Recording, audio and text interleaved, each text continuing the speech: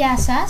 Γεια σου και σένα. Το πρώτο πράγμα που λέτε όλοι σας είναι ότι ο Justin Bieber είναι γκέι. Εντάξει, δεν το έχω καταλάβει αυτό.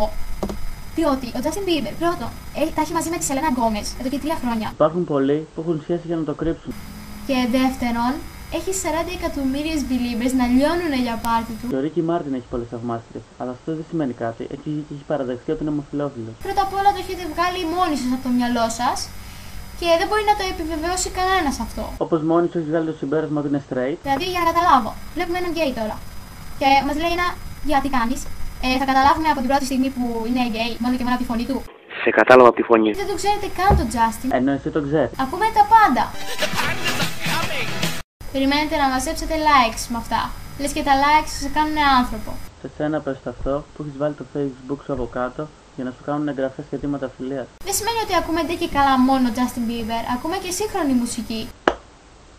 Και ο Justin Bieber σύγχρονη μουσική είναι, κοπέλα μου. Τι είναι? All time classic. Μπαίνω τώρα στο Facebook παράδειγμα και βλέπω ένα να λέει ο Justin Bieber είναι beep και beep τη μάνα του και το σόι του και τα αδέρφια του.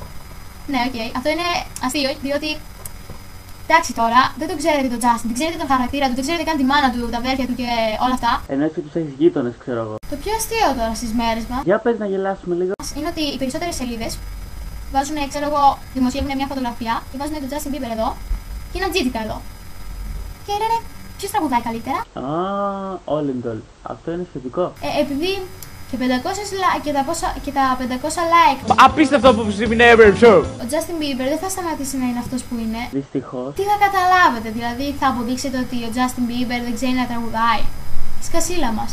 Άμα δεν σε νοιάζει ένα τραγουδιστή αν ξέρει να τραγουδάει, τι σε νοιάζει? Τραγουδιστής είναι, πρέπει να ξέρει να τραγουδάει. Δεν θα φύγουμε ποτέ από το πλευρό του. Never say never.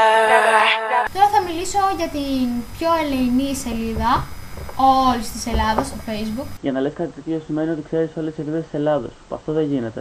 Εκτός και αν δεν έχεις ζωή και κάθεσαι και τις κοιτάς όλη μέρα. Βάζει μία φωτογραφία και αρχίζει και βρίζει και λέει τα σχόλια δικά σας. Δεν το κατάλαβα αυτό. Τι ήταν, ηρωνία, χλευασμό? Και αντί να ασχολείσαι με τη σελίδα σου και τα μέμες, κάθεσαι και φτιάχνεις την Justin Bieber stuff. Δική του είναι η σελίδα βασικά, ό,τι θέλει κάνει. Έχω να πω ότι Ελεονόρα Belieber σε λατρεύω. Και Ελένη Belieber είσαι εντάξει, γαμάτη κοπέλα, τέλος πάντων, και σας αγαπάω όλες. Υπάρχει και το chat γι' αυτό. Αν έχει κάποιος τα κότσια να ανεβάσει ένα τέτοιο βίντεο, να αρχίσει να μιλάει έτσι, να δούμε και τη δική του μάπα, να γελάσουμε κι εμείς λίγο.